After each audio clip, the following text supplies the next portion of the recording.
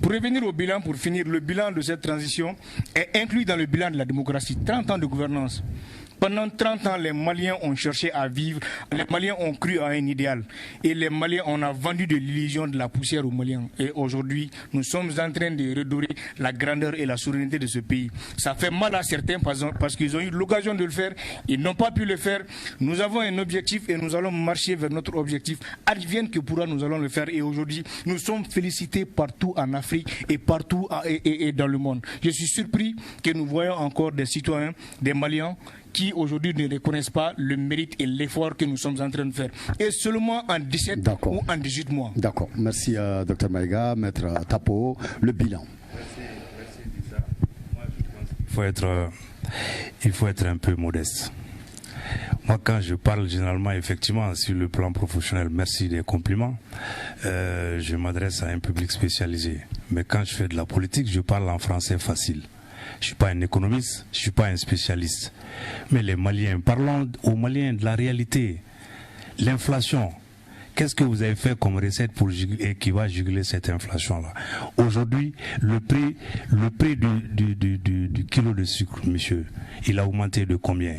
Le prix de l'huile, il a augmenté de combien? Le prix du ciment, il a augmenté de combien? Et pendant ce temps, vous avez augmenté les salaires d'un sou? Moi, je veux bien toutes vos recettes fiscales là, mais vous avez augmenté les salaires pour juguler l'inflation. Ça aussi, c'est des choses élémentaires qu'on a appris en économie, même si on n'est pas docteur. Donc, depuis le 18 août, moi, j'ai jamais dit... J'ai une cohérence, moi. Je ne dis jamais le matin blanc, l'après-midi noir, selon que je suis ou je ne suis pas. J'ai dit au début de cette transition que s'il faut 3 ans, ça ne me gêne pas.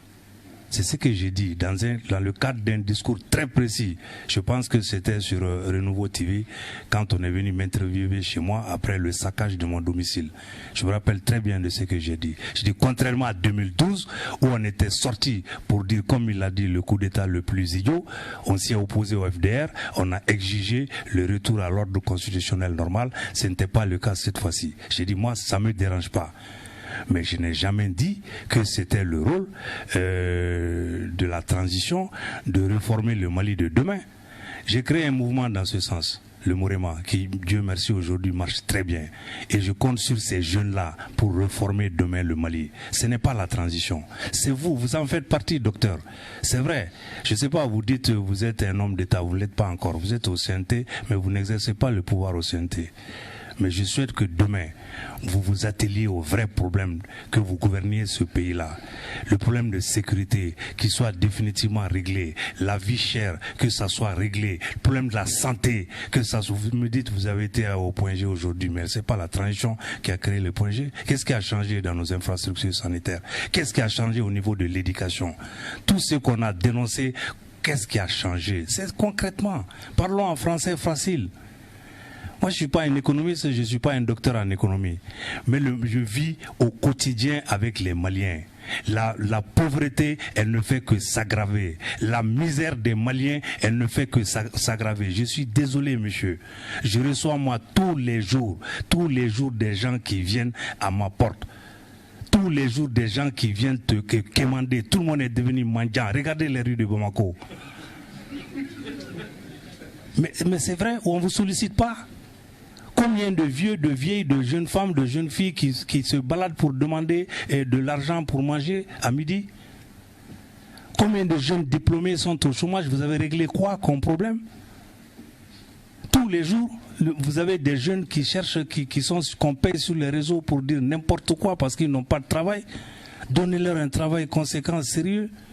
C'est ça les réformes, les vraies réformes, c'est ça. Dites-moi, qu'est-ce que vous avez fait comme réforme dans l'éducation?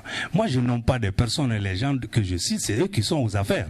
C'est parce qu'ils sont aux affaires que je parle d'eux. Ce n'est pas en tant que personne. Avant d'être là-dedans, ils ont dit que la transition, c'était nul. C'est pas moi.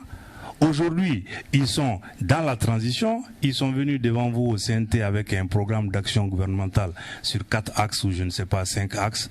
Tout ça, c'est de la phraseologie, c'est des théories qu'on a entendues. Mais concrètement, ces axes-là, c'est où?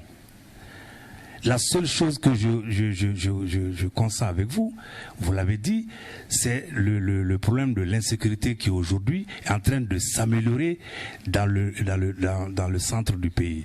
Même ça, vous n'y êtes pas. Moi, c'est chez moi, j'y vais là-bas, là. Je viens de Mopti.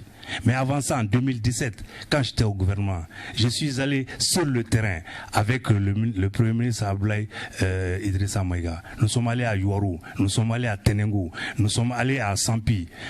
La délégation qui nous a précédés a sauté sur une mine. Malgré ça, on a pris l'hélicoptère pour aller à Sampi. On y a trouvé un jeune colonel qui est aujourd'hui le gouverneur de Mopti, Abbas Dambélé. À Mopti, il y avait le colonel Wagé, il y avait le colonel...